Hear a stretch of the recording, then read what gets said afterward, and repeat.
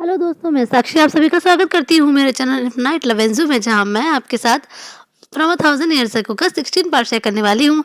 पिछले एपिसोड में हमने देखा कि जुन वहीं आर्मी के गेट के पास खड़े होकर कहता है कि वो अपने घर वापस नहीं जाएगा, यहीं रहेगा जब तक जाओ दिशु उसके लिए दरवाज़ा नहीं खोल देता। अब जुन अपने लगेज को वहीं रख देता है ज़मीन पर, उससे एक टेंट निकालता है और आर्मरी के गेट के जस्ट सामने ही अपना एक टेंट लगा देता है। जुन ना इस परिस्थिति के लिए पहले से ही तैयार था। वो जो राशन लाया था ना, वो भी इतना था कि 1 हफ्ते तक तो आराम से यहाँ चल सकता था। और जाओ दिशु इतना तो निर्दय था नहीं कि 7 दिन तक उसे इस भारी ठंड में बाहर ही रहने देगा, आर्मरी के अंदर उसे आने ही नहीं देगा।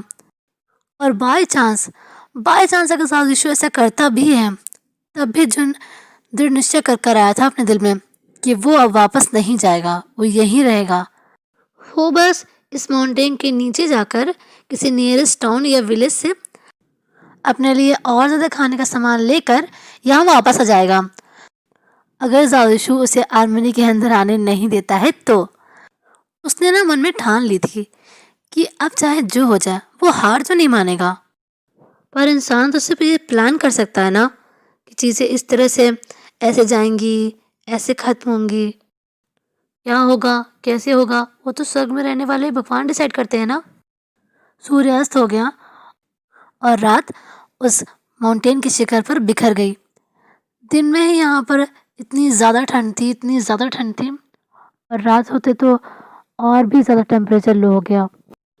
पर जुन इस तरह की सिचुएशंस के लिए पहले से ही तैयार था। उसने खूब सारा राशन लिया था ताकि उसे यहाँ पर भूखा न रहना पड़े। उसने क्लोथ्स लिए हुए थे, हैंड वार्मर लिया हुआ था, बेली वार्मर लिया हुआ था। एक्चुअली उसने वो सब कुछ सामान यहाँ पर लेकर आया हुआ था जो उसे इस जगह आने वाली कठिनाइयों से बचा सके। पर एक इंसान का शरीर जो कि खाल और हड्डियों से बना रहता है, वो प्रकृति के खिलाफ तो नहीं जा सकता था ना। जो पहली रात गोंगजू ने वहाँ पर बिताई थी, वो तो बिना किसी टेंशन के बीत गई।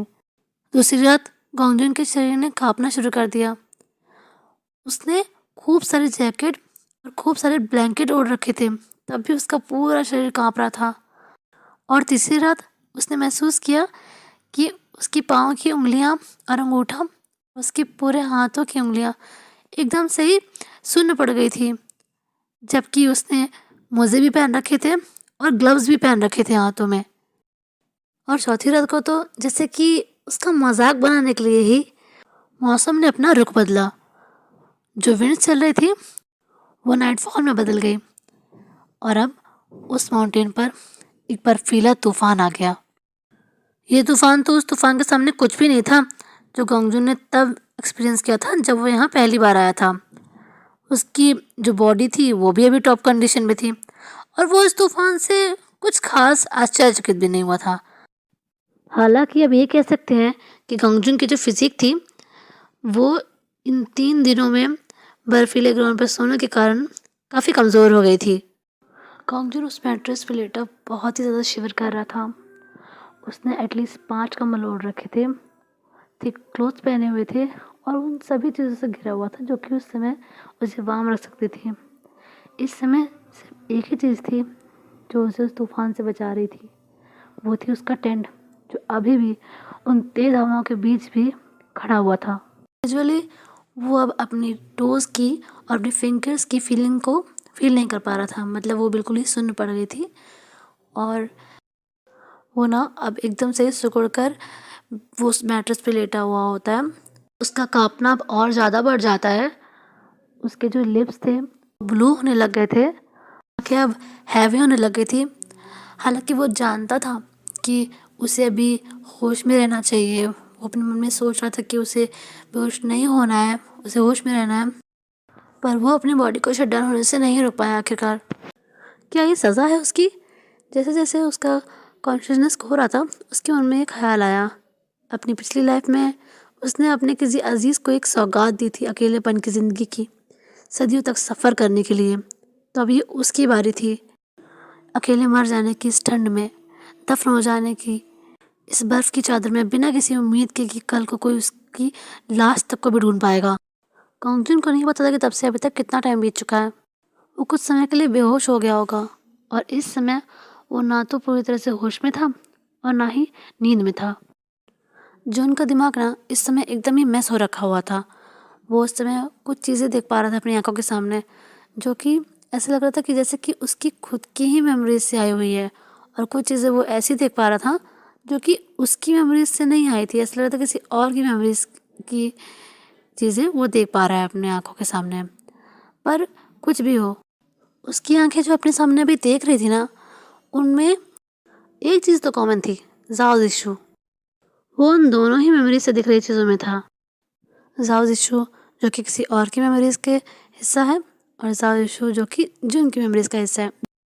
जुन ने बहुत प्रयास किए, बहुत ज़्यादा, पर अब उसे महसूस हो रहा था कि उसके हाथ केवल हवा को छू पा रहे थे, जाओ इशू को नहीं। जुन इस समय बहुत ज़्यादा फ्रस्ट्रेटेड था, बहुत ही ज़्यादा। फिर भी जुन को ना अब फील हो रहा था कि जैसे कि उसके ब्लड में अब गर्मी भर रही है धीरे धीरे करके, और उसे समझ में नहीं आता कि ये उसका इल्यूजन है या फिर रियल, और या फिर वो मर चुका है और अब आफ्टर वर्ल्ड उसे वेलकम कर रहा है, उसे दूसरे जन्म में भेजने से पहले। उसकी जो उंगलियां थी ना और जो उसके अंगूठे थे पैर के, वो अब उतने सुन्न फील नहीं हो रहे थे। ऐसा लग रहा था कि जैसे उसकी बॉडी अपने आप ही मूव कर रही है। उसे ऐसा फील हो रहा था कि उसकी बॉडी खुद से ही मूव कर रही है। अब जो उनका जो कॉन्शियस था ना वो वापस आ रहा होता है। अभी तक जो वो अपनी आधी नींद और आधे होश में था ना, अब ऐसा नहीं था, अब उसको पूरा पूरा होश आ रहा होता है। पूरी तरह से होश में आने के बाद गॉन्गजन जो चीज़ सबसे पहले देखता है ना, उसे देखकर उसकी आंखें एकदम से बड़ी बड़ी हो जाती हैं। वो बहुत ही शॉक में चला जाता है।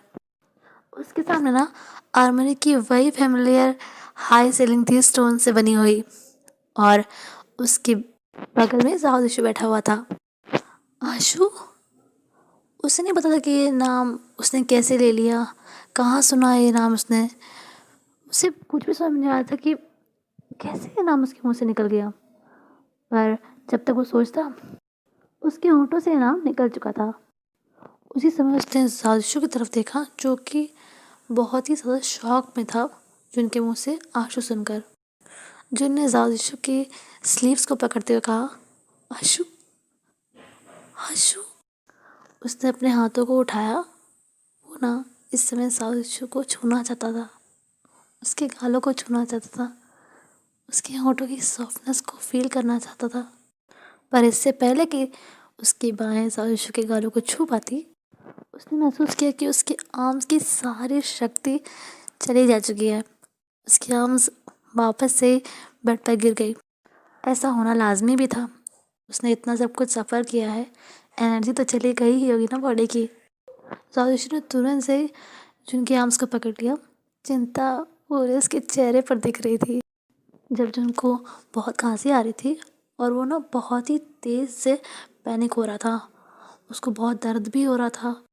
पर ये सभी तकलीफ़ें ना कुछ समय के लिए ही थी। कुछ देर के बाद जिन्हें रियलाइज़ किया कि उसका जो हेड है वह फाइनली क्लियर अप हो रहा है। वो अब धीरे से उठकर बैठा और जाओ यीशु की आंखों में देखने लग गया। उसके चेहरे पर ना एक जॉयफुल, ऑलमोस्ट बेवकूफ़ों जैसी स्माइल आ गई। उसने कहा, ये तुम हो। अब जुन को ऐसे एक्सप्रेशन बनाते थे, जाओ यीशु का तो पारा ही हाई हो गया था। जाओ यीशु एकदम से चिल्लाकर बोलता है, तुम्हारा दिमाग खराब हो गया है क्या? पागल हो गए हो क्या? क्या होता अगर तुम इसमें कुछ हो जाता? क्या होता अगर तुम वहाँ पे बर्फ में जम जाते? तुम्हारी मौत हो जाती। वो इतनी तेज चिल्लाया था ना कि जुन तो ऑलमोस्ट गिरते गिरते बचा था। मैं तुम्हें देखना चाहता था। जुन ने ना जायशु जितना भी अभी उस पर गुस्सा कर रहा था, जितना भी फ्यूरी उसकी सब उस पर थोप रहा था चिल्ला चिल्ला के, वो उस सब को इग्नोर करता है और अपनी आंखें जो थी वो जायशु से बिल्कुल भी नहीं हटाता है। वो फिर कहता है, मैं तुम्हें देखना चाहता था दोबारा से आशु। आशु कहता है, क्या कहा तुमने मुझे? जुन कहता है, आशु। जुन शब्दों को दोबारा से बोलता है एकदम क्लियरली से, आशु।